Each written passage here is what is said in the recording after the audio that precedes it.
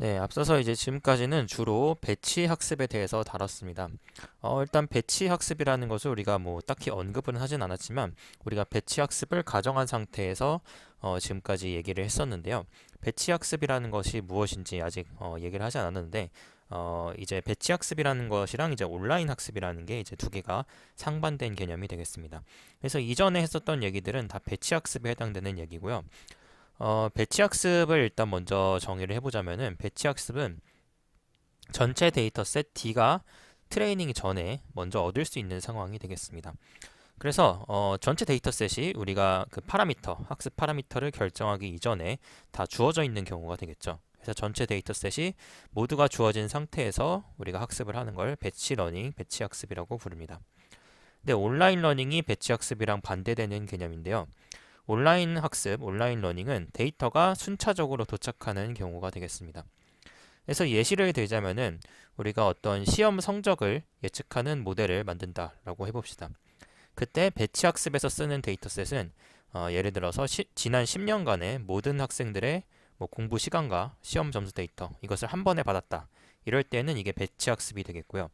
근데 온라인 학습 같은 경우에는 매 학기마다 새로운 학생들의 데이터가 이렇게 계속 학기마다 들어오는 상황이라고 할 수가 있습니다.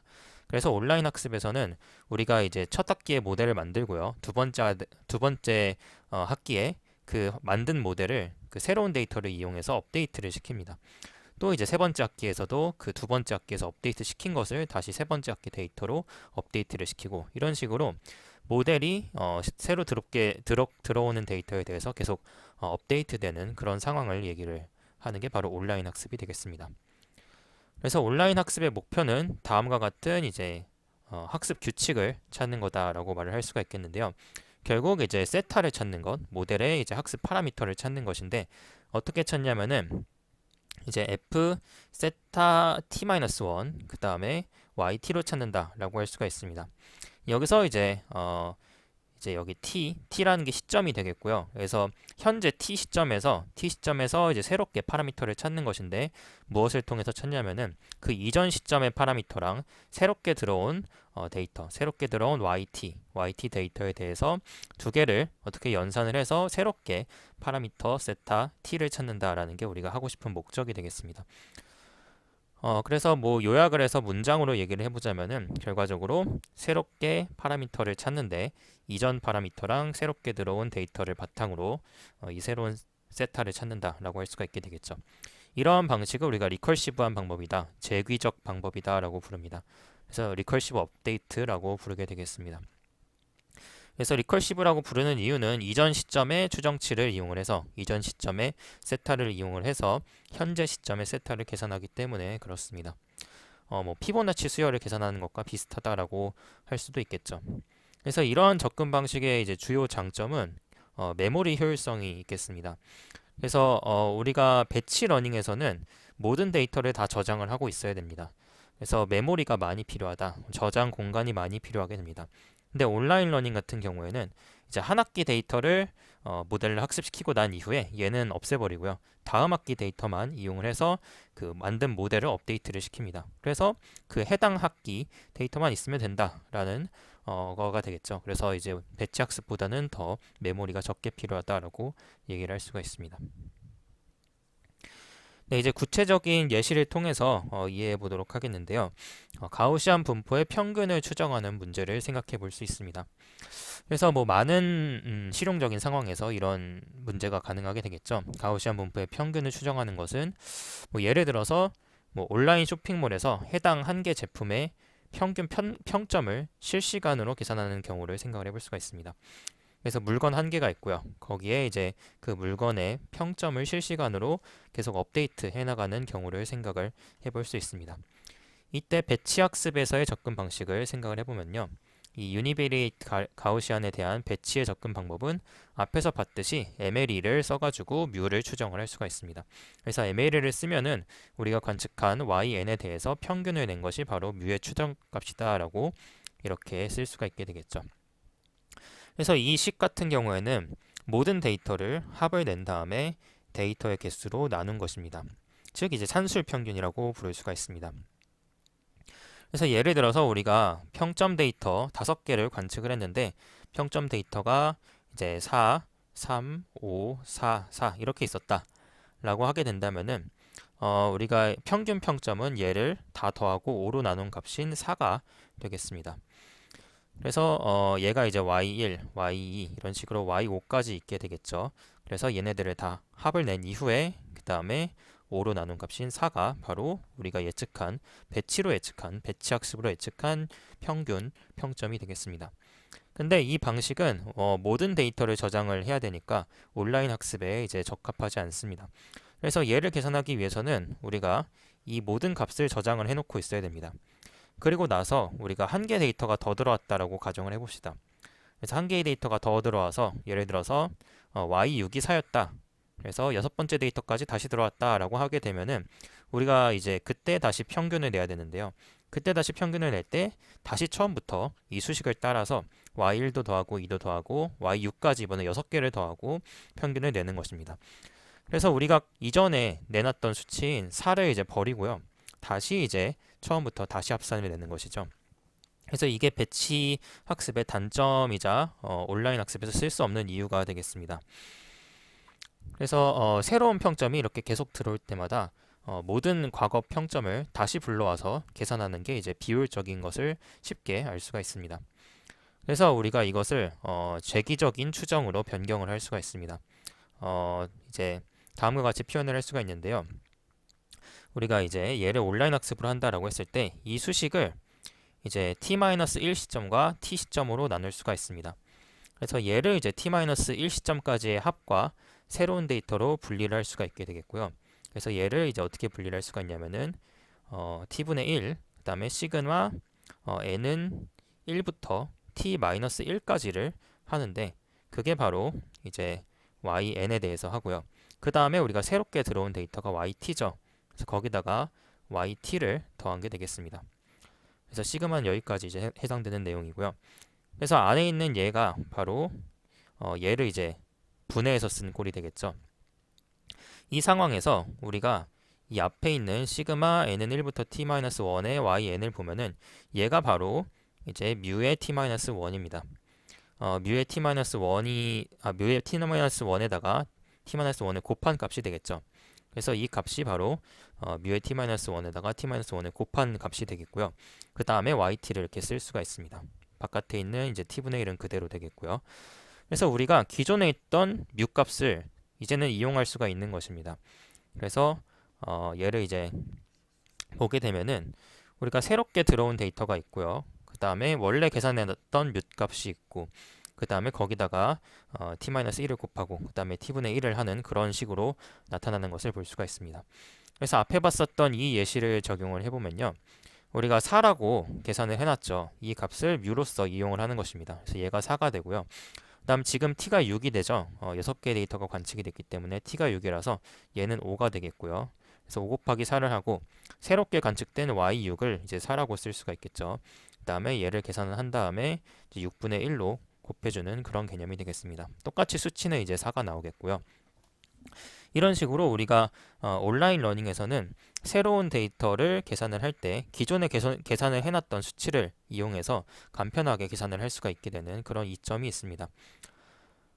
그래서 얘를 이제 최종적으로 정리하면 아래와 같이도 쓸 수가 있습니다. 이것을 우리가 이동평균이라고 부릅니다. 무빙 에버리지, 영어로는 무빙 에버리지라고 부르고요. 그래서 새로운 추정치는 이전 추정치에서 어떤 보정값을 더한 형태가 되는 것입니다. 그리고 이런 보정값은 새로 들어온 데이터, 들어온 데이터랑 이전 추정치의 사이를 이제 t로 나눈 값, 얘를 이제 계산을 해서 원래 뮤에다가 더해주는 값으로 계산을 할 수가 있습니다. 네, 그래서 이런 방식의 가장 큰 장점은 모든 과거 데이터를 저장할 필요 없이 현재의 추정치, 즉 여기서는 현재의 뮤만 기억을 하면 됩니다. 그래서 우리가 이렇게 5개 데이터로 한번 4라는 추정치를 계산을 하면은 기존의 데이터는 폐기를 하고요. 얘만 기억을 해놓으면은 다음번에 새로운 데이터가 들어와도 이렇게 쓸 수가 있게 됩니다. 그래서 우리가 새로운 데이터가 들어올 때마다 추정치를 업데이트하게 되겠고 어떤 실시간으로 변화하는 환경에서 매우 유용하고 메모리가 적은 환경에서도 매우 유용합니다. 그리고 이 방식은 이제 시간이 지남에 따라서 새로운 데이터의 영향력이 점점 작아집니다. 그래서 가장 마지막에 수식에서 알 수 있듯이 새로운 데이터가 관측이 될 때마다 t분의 1의 가중치를 곱해가지고 뮤의 영향이 갑니다. 그런데 우리가 초기에는 이 t분의 1의 이제 t 값이 데이터가 적을 때에는 t가 이제 작게 되겠죠. 그렇기 때문에 t분의 1은 크게 되겠고요. 근데 이제 데이터가 점점 쌓이면서 샘플의 개수가 많아질 때 그때 뭐 t가 만이다, t가 10만이다 라고 한다면은 10만 분의 1, 만 분의 1 이런 식으로 되기 때문에 새롭게 들어오는 데이터의 가중치가 점점 적어집니다. 그래서 초기에는 모델이 빠르게 학습하지만 점차 안정화되는 효과를 가진다라고 말을 할 수도 있습니다. 그래서 방금 이제 봤던 것은 이동평균을 사용한 온라인 학습 방법에 대해서 봤는데요. 근데 이것은 이제 굉장히 간단하고 또 직관적이기도 하지만 한 가지 중요한 문제점이 있습니다. 바로 이제 시간이 지날수록, 즉 이제 t가 커질수록 새로운 데이터의 영향력이 점점 작아진다라는 것입니다. 그래서 말했듯이 이제 t가 점점 커질수록 우리가 t분의 1의 가중치를 곱해주기 때문에 점점 현재 들어오는 가중치의 영향력이 줄어드는 것이죠. 근데 우리가 데이터 분포가 계속 일정한 상황에서는 이게 문제가 없는데요. 데이터 분포가 시간에 따라서 계속 업데이트 되는 상황을 생각을 할 수가 있습니다.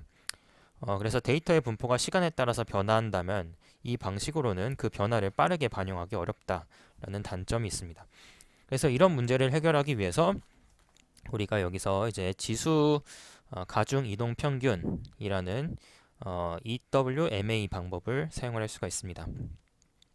EWMA 방법은 최근의 데이터에 조금 더 큰 가중치를 부여하는 방식으로 작동을 합니다. 그래서 EWMA의 규칙은 이런 식으로 업데이트 규칙이 이루어지게 되겠고요.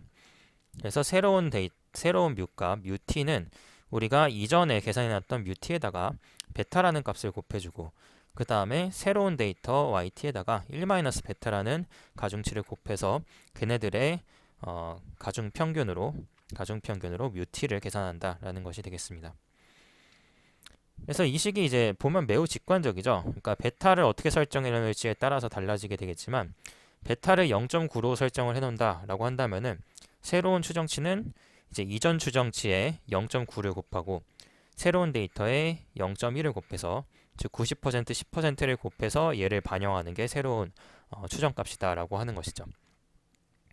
그래서 뭐 의사결정을 할 때 90%는 기존의 방식을 유지를 하고 10%는 새로운 아이디어를 반영하는 것과 비슷하다라고 할 수가 있습니다.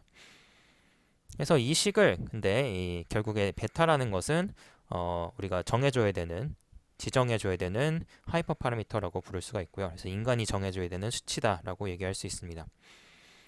그리고 이 식을 이제 계속 전개를 해나가다 보면은 아래와 같이 전개가 됩니다. 그래서 일단은 이 초기 버전에서 여기서 사실 이 µt-1은 이전 단계로부터 계산이 된 것이죠. 즉 µt-1은 얘가 됩니다.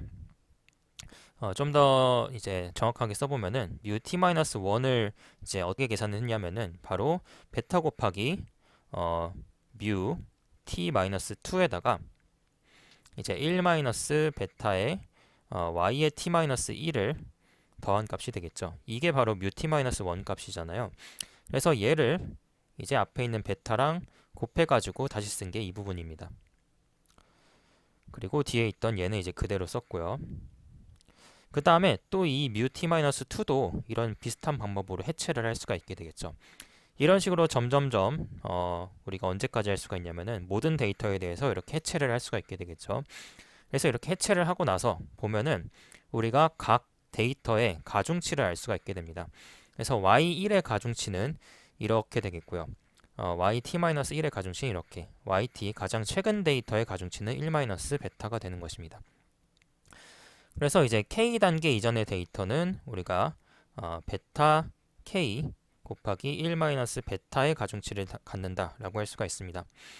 그래서 현재 이제 데이터에 대한 가중치는 단순하게 1-베타가 되겠고요. 오래전에 썼던 데이터의 가중치는 k에다가 그 전 단계를 곱해 가지고 써서 우리가 t-1을 곱해서 이제 이렇게 얻어지게 되는 것입니다. 근데 베타가 이제 0.9인 경우를 생각을 해보면요. 베타가 0.9인 경우에는 이제 데이터가 뭐 10,000개 있다. 그러면 얘는 이제 0.9의 만제곱이죠.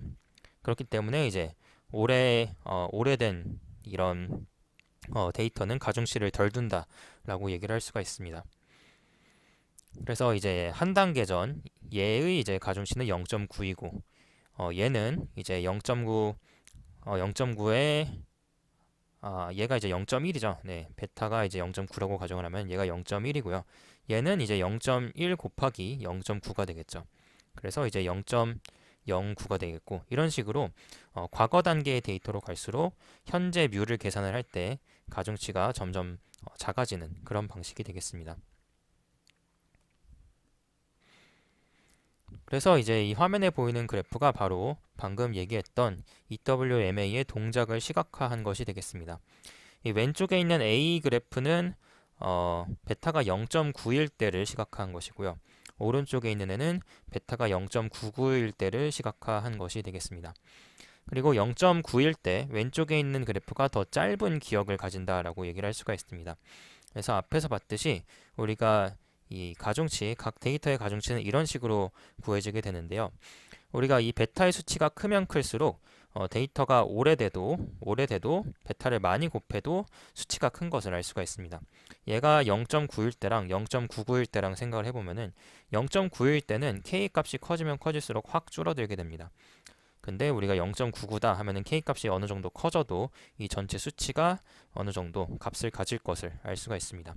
그래서 이제 0.99인 경우가 더 긴 기억을 가진 EWMA를 나타냅니다.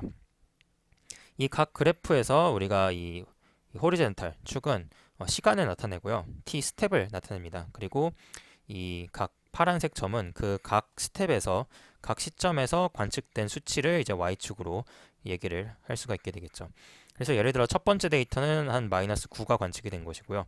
두 번째 데이터는 마이너스 11이 관측이 된 것이고 세 번째는 마이너스 8이 관측된 것이고 이런 식으로 스텝이 지날 때마다 어떤 데이터가 관측이 됐는지를 시각적으로 나타낸 것입니다.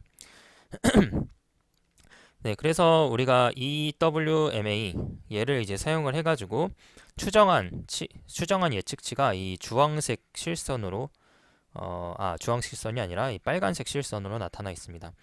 그래서 초기 값을 0으로 두고요. 초기 값을 0으로 두고 우리가 계속 그 새로 들어오는 가중치를 이용을 해서 새로 들어오는 데이터를 이용해서 업데이트 시킨 그런 뮤 값이 되겠습니다. 그래서 가장 좋은 업데이트는 이 중간에 있는 게 이 중간으로 추정을 하는 게 가장 좋은 업데이트라고 볼 수가 있죠. 그래서 이 EWMA는 우리가 초기에는 조금은 이제 잘 학습을 못하지만 어느 정도 한 스텝이 70, 80 정도 가서부터는 이 중간을 잘 예측하고 있다라고 할 수가 있습니다.